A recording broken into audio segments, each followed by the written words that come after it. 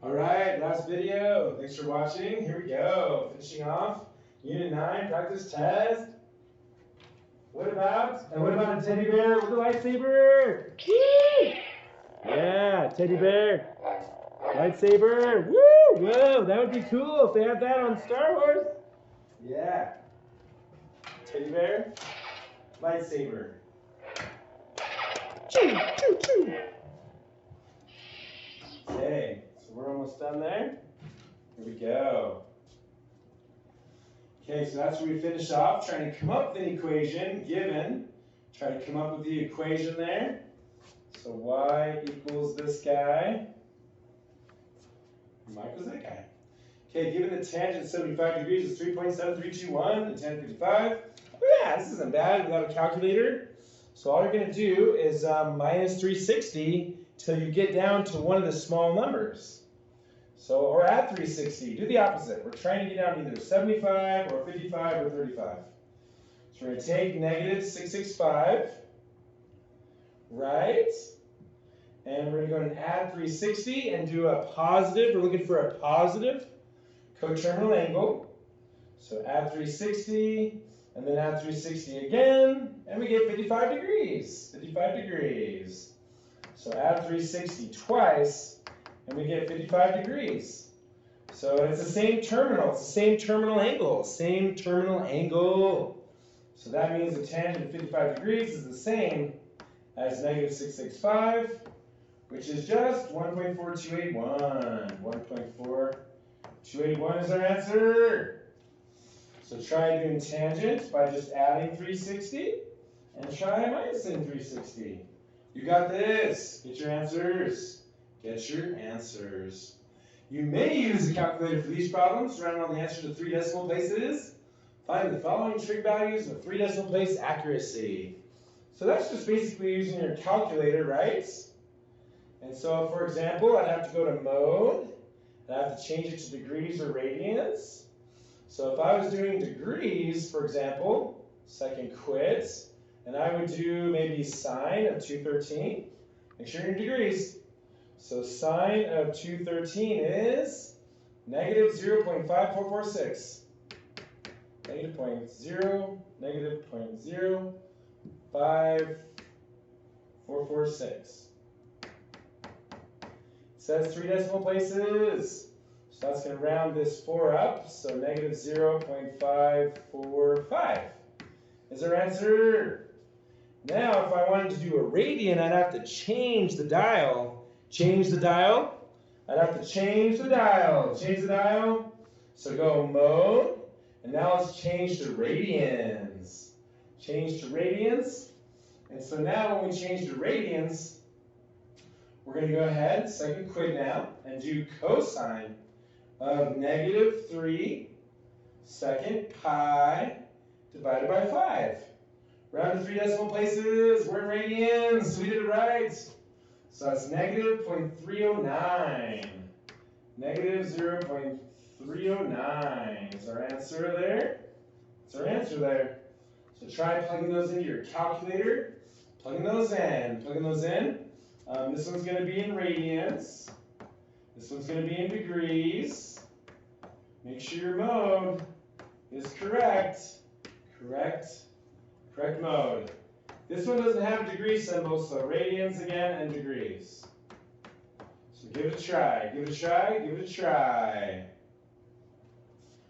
Okay, so you're standing on top of a 30-foot tower.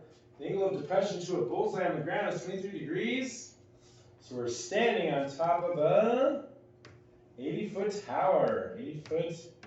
80-foot tower. Woo! The angle of depression to a bullseye on the ground is, so here's our bullseye on the ground, right, is 23 degrees. Determine the length of the zip line from the tower to the bullseye. So here's our zip line, and so this is a 90-degree right triangle. Now this, my friends, is called the angle of depression. There it is. Looking down, angle of depression, looking down. And so alternate interior angles are congruent which means this is also 23 degrees. Way-o. So that means we're going to go from our angle. We're looking at the opposite side, and we want to know the hypotenuse. Hypotenuse, call it x. So that's going to be sine of 23 degrees is equal to opposite 80 over hypotenuse x. So determine the length of the zip line, hypotenuse. We're going to switcheroo, guys. We're going to switcheroo. First, we're going to switcheroo and make sure our mode is in degrees. So go back to mode. Make sure we're in degrees. Good. Now we're going to switcheroo. We're going to times x over to this side and divide sine 23. So we're trying to solve for x. We're trying to get x by itself. So it's going to be 80 over sine 23. Plug it into your calculator. So that's going to be 80 divided by sine 23, which gives us 204.7. So x equals 204.7. 7 feet, what is it? It is feet. Yep, it's going to be feet. Nice. It doesn't say to round to the nearest whatever, so maybe just one decimal place would be good. I'll accept a whole number too. Okay, so give number 31 a try. That's the angle of elevation. 50-foot ladder is leaning against the wall. Face the wall where the ladder meets the ground. So you're standing on 100 feet, standing 100 feet from the base of a tree. So you're standing 100 feet from the base of a tree. Can you draw a tree? Yeah, there's our tree. So that's 100 feet. Draw a picture, you guys. Draw a picture. Draw a picture. So that's you. Hi, tree. Okay, the angle of elevation from you to the top of the tree is 37 degrees. Nice. So that's 37 degrees. And then they want to know, how tall is the tree? How tall is the tree? So you could walk from the base of a tree 100 feet if that's the shadow, and then use your angle of depression to figure out how tall the tree is. Really good use of SOHCAHTOA. Pause me and try it on your own. Pause me. Try it on your own. So first you have to label your right triangle, opposite, adjacent, hypotenuse. Label it. Pause me and try it on your own. So that's opposite, this is hypotenuse, and this is adjacent. So which one uses opposite and adjacent? Which one uses opposite and adjacent? Which one? Tangent. So remember, it goes trig of the angle equals some side over some side. That's the formula. That's the formula. So tangent of 37 is equal to opposite x over adjacent 100. And now we just go ahead and multiply by 100 over to the other side. So multiply by 100 to the other side, and plug it in your calculator. Plug it into your calculator. So 100 tangent 37. Way-o. So that's 75.35. So 75.35 feet is how tall the tree is. Way-o. So give 32 a try. Now you try. Now you try. Angle of elevation. You try. There we go. Okay, review time. Do you remember how to do these? Do you remember how to do these? Find the zeros of the function. So pull out a 3x, I think is what they all have in common. Pull out a 3x.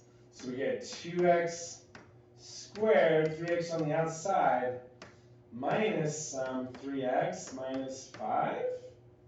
That looks right to me. Does that factor more? I think it factors more into 2x and x. Factors of 5 are 5 and 1. And then we want a negative 5x and a positive 2x, which will get us negative 3x. So don't forget this one down here as well. And then we set them all equal to 0. Set them all equal to 0. I don't remember maybe this one being on the test. Set them all equal to 0, divide by 3. So we get 0 as one of our zeros. We add 5 and divide by 2. So we get 5 halves as one of our zeros. And we minus 1 to the other side. And we get x equals a negative 1. Negative 1. That's one of our zeros. So a big one to your number is how to do 34 and 35. Do you know how to do those ones? Make sure you practice. Okay, so we're going to be doing lots of factoring there. So x squared minus 2x over 15. Remember how to do this? You just factor the top, and you factor the bottom. Factor the top and the bottom. Remember how to factor the top and the bottom? You know. Factor the top and bottom. So this is called single factoring. Pull out a 4.